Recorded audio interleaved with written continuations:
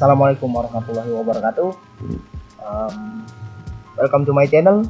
Jadi hari ini saya akan mereview dua jurnal dengan pendekatan yang berbeda. Yang pertama dengan MTA atau Market Value Added, dan yang kedua ada Economic Value Added atau EVA. Video ini dibuat untuk menyelesaikan ujian akhir semester dari mata kuliah analisis laporan keuangan. Jadi tanpa berlama-lama langsung saja kita langsung review untuk jurnal yang pertama, itu dengan pendekatan Market Value Added atau MVA. Langsung saja kita bedah. Yang pertama itu dari judul jurnalnya dulu. Ini jurnalnya. Kemudian untuk identitas jurnalnya, yang pertama ada judul, itu pengelolaan modal kerja dan profitabilitas perusahaan food and beverage di Indonesia.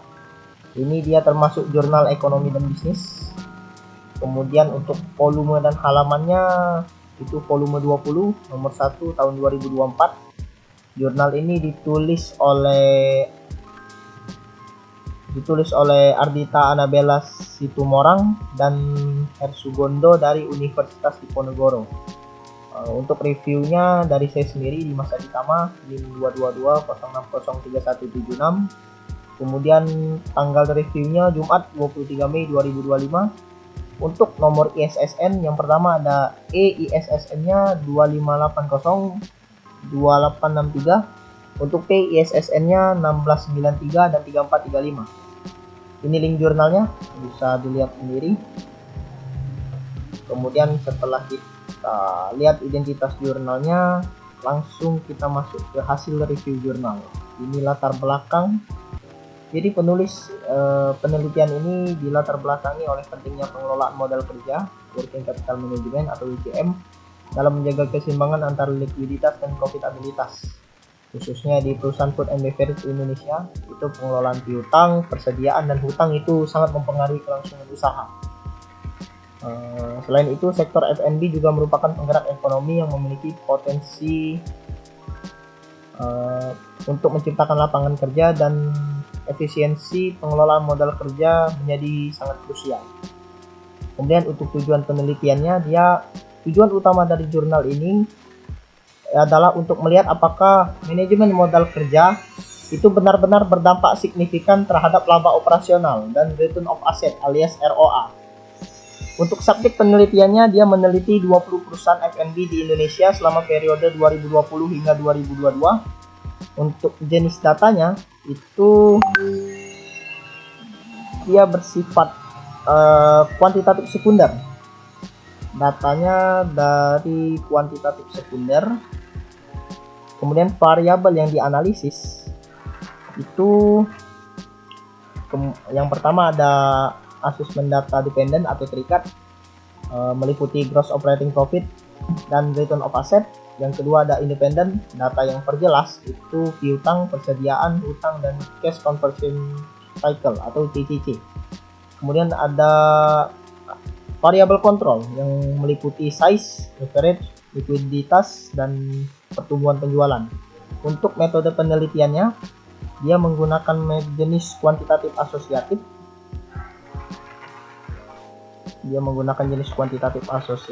Dengan metode analisis regresi linear berganda.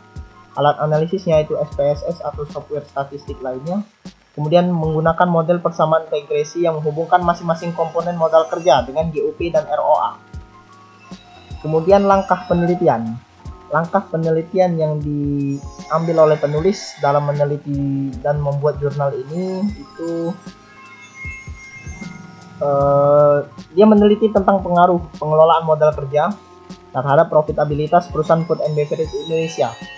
Kemudian datanya didapatkan melalui laporan dari 20 perusahaan sektor di food and beverage. Teknik yang digunakan itu convenience sampling. Teknik ini digunakan dipilih karena keterbatasan data publik UKM di Indonesia. Dan penulis menggunakan metode analisis regresi berganda yang digunakan untuk mengukur hubungan antara modal kerja dan profitabilitas. Pengujian dilakukan menggunakan 8 model persamaan regresi. Nah, variabel yang digunakan itu Yang pertama ada variable dependent yang meliputi GOP, EBITDA. Itu dibagi, cara menghitungnya itu EBITDA dibagi total aset dikurang aset finansial, dan return of asset yang rumusnya itu laba bersih dibagi total aset. Kemudian yang kedua ada variable independent meliputi akun receivable, itu piutang usaha dibagi penjualan dibagi 360. Kemudian inventory atau persediaan, cara menghitungnya rata-rata persediaan dikurang penjualan dikurang 300 dibagi 360. Kemudian ada akun payable, itu hutang usaha dibagi HPP dibagi 360, dan CCC itu cara menghitungnya AR plus inventory dikurang AP. Kemudian 4 itu variable control, ukuran perusahaan, leverage keuangan, pertumbuhan penjualan, dan rasio likuiditas. Untuk pengujian penulis menggunakan statistik R2, F-test atau ANOVA,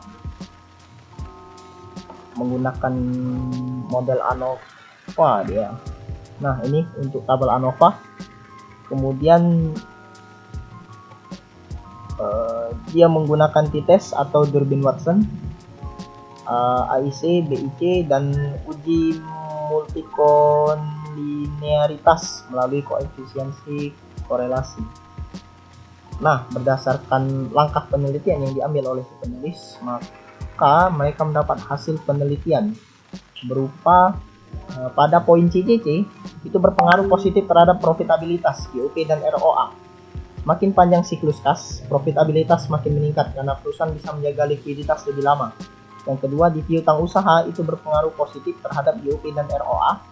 Dia perusahaan meningkatkan penjualan dengan memperpanjang jangka waktu pembayaran pada pelanggan. Yang ketiga ada persediaan, itu berpengaruh positif sangat signifikan terhadap profitabilitas. Kemudian menjaga persediaan yang cukup membantu memenuhi permintaan pasar dan meningkatkan laba. Yang keempat ada utang usaha, accounts payable, berpengaruh negatif terhadap profitabilitas. Penundaan pembayaran ke pemasok menyebabkan penurunan kinerja keuangan, mungkin karena kehilangan diskon atau meningkatnya harga dari pemasok. Kemudian ada variable control, itu ukuran perusahaan, leverage, likuiditas, dan pertumbuhan penjualan tidak berpengaruh signifikan. Lalu ada model statistik, R-square mencapai 0, menunjukkan bahwa 96,9% variasi profitabilitas dapat dijelaskan oleh model. Kemudian nilai Durbin Watson mendekati 2, menunjukkan tidak ada autokorelasi. Dari jurnal yang saya baca dan setelah saya review, saya dapat melihat kekuatan dari penelitian ini dan kelemahan penelitian. Kekuatan dari jurnal ini itu dia menerapkan topik yang relevan dan aplikatif karena fokus di sektor food and beverage yang terbilang sangat umum, sehingga bisa memberi wawasan dan dapat diterapkan secara langsung oleh pelaku usaha di sektor tersebut. Kemudian metode kuantitatif yang kuat menggunakan analisis regresi berganda yang mampu mengukur hubungan antar variabel serta statistik dan dilengkapi dengan berbagai uji model. Dia juga menguji berbagai komponen penting dari modal kerja. Kemudian hasilnya sejalan dengan beberapa teori dan studi sebelumnya. Kemudian bisa dilihat salah satu kelebihan dari jurnal ini, dia menggunakan tabel statistik yang sangat lengkap. Untuk kelemahan penelitiannya itu ukuran sampelnya sangat terbatas, hanya melibatkan 20 perusahaan. Kemudian pemilihan perusahaannya dilakukan berdasarkan kemudahan akses data saja, bukan secara acak. Yang ketiga itu sebagian besar pelaku F&B itu UMKM, tapi jurnal ini tidak mencakup mereka karena keterbatasan data laporan keuangan. Kemudian tidak menyertakan aspek kualitatif, dan periode yang diteliti itu masuk dalam masa pandemi, sehingga mungkin mempengaruhi kestabilan data dan tidak mencerminkan kondisi yang normal. Untuk jurnal pertama ini saya dapat menyimpulkan bahwa pengelolaan modal kerja ini bukan sekedar urusan akuntansi rutin, tapi strategi yang sangat krusial. Nah, jika ada pelaku bisnis F&B, jurnal ini juga menyampaikan untuk jangan terlalu kaku pada teori efisiensi likuiditas. Fleksibilitas dalam pengelolaan modal kerja itu bisa jadi senjata utama untuk meningkatkan profit. Nah, fokuslah untuk membangun hubungan jangka panjang baik pada pelanggan maupun pada pemasok, serta strategi modal kerja Anda itu gunakanlah sebagai alat pertumbuhan, bukan hanya sebagai pengaman neraca. Jurnal ini memberikan insight teknis dan juga menawarkan mindset baru tentang strategi keuangan yang sangat operasional. Wajib dibaca bagi para praktisi, manajer keuangan, dan analis sektor F&B yang ingin navigasi dinamika pasar Indonesia secara strategis. Baik, setelah mereview jurnal yang pertama, kita review jurnal yang kedua. Kalau yang kedua ini dia menggunakan metode economic value added.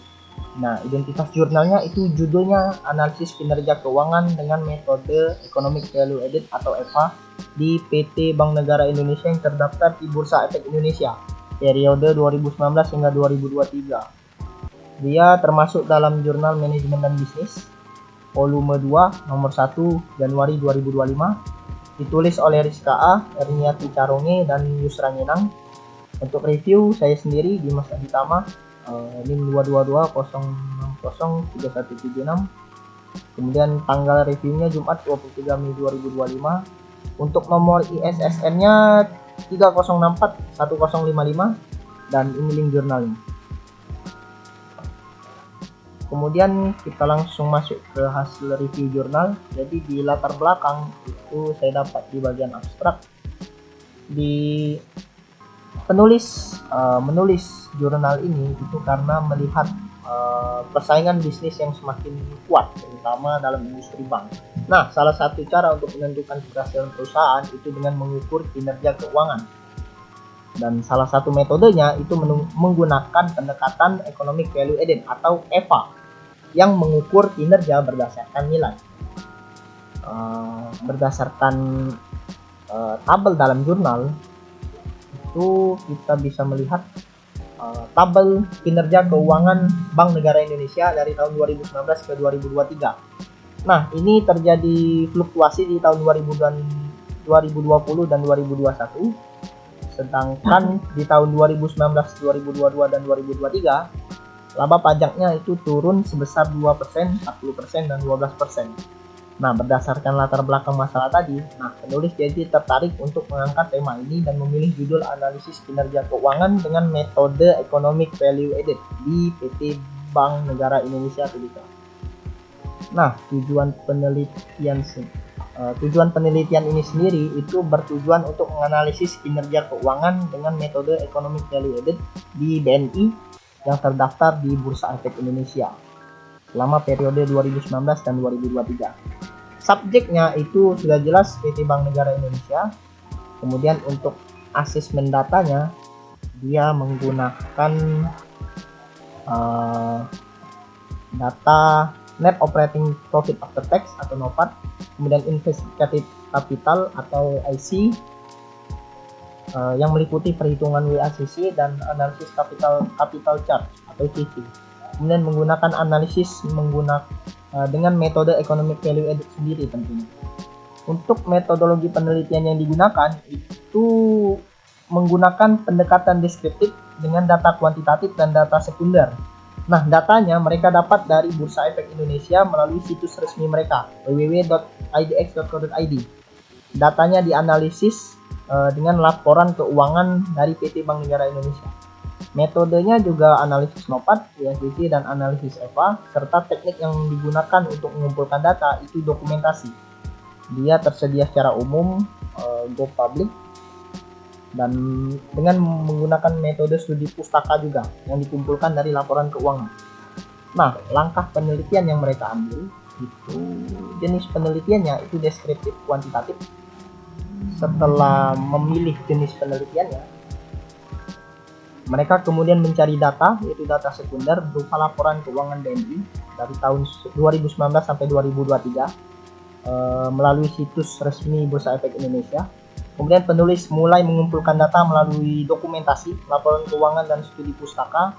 Lalu setelah itu penulis mulai menganalisis data, menghitung net operating profit after tax, menghitung invested capital, menghitung weight average cost of capital, menghitung capital charge, menghitung economic value added, dan menggunakan rumus EVA Nopat dikurangi dengan capital charge. Nah, dari langkah penelitian yang sudah diambil oleh penulis, itu mereka dapat menarik hasil bahwa, nah di sini ini untuk hasil penelitiannya itu Nopat mengalami fluktuasi.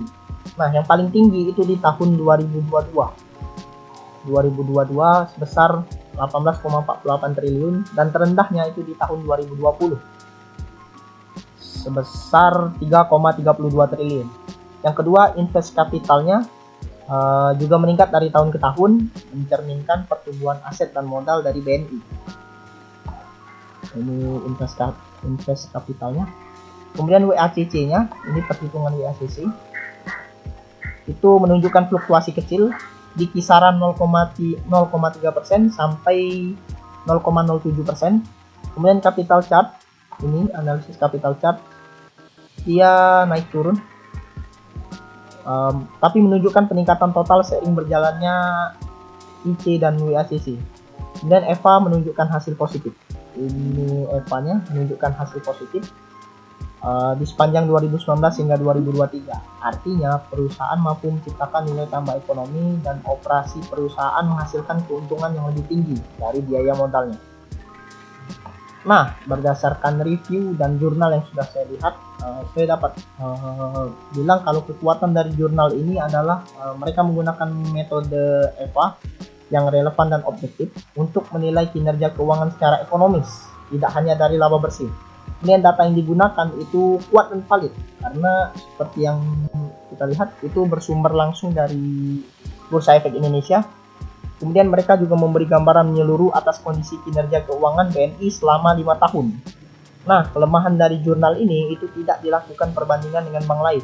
Jadi dia hanya meneliti BNI saja, tidak menggunakan bank lain untuk pembanding. Kemudian WACC-nya dihitung dengan angka rata-rata sederhana, tidak dijabarkan lebih dalam dengan struktur modal secara terperinci. Kemudian beberapa angka dalam perhitungan invest kapitalnya di tahun 2022 dan 2023 tampak kurang konsisten. Mungkin kesalahan dalam mengetik atau layoutnya.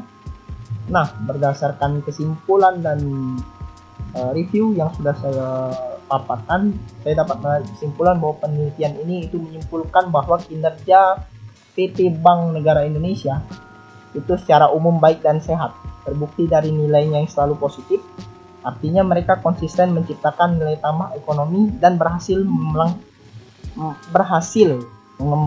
melakukan pengembalian melebihi biaya modal yang dikeluarkan. Hal ini menunjukkan kemampuan manajemen dalam mengelola modal secara efisien dan menciptakan nilai bagi para pemegang saham. Baik, itu saja yang dapat saya review pada hari ini. Terima kasih. Bila ada salah kata saya mohon maaf. Saya akhiri. Wassalamualaikum warahmatullahi wabarakatuh.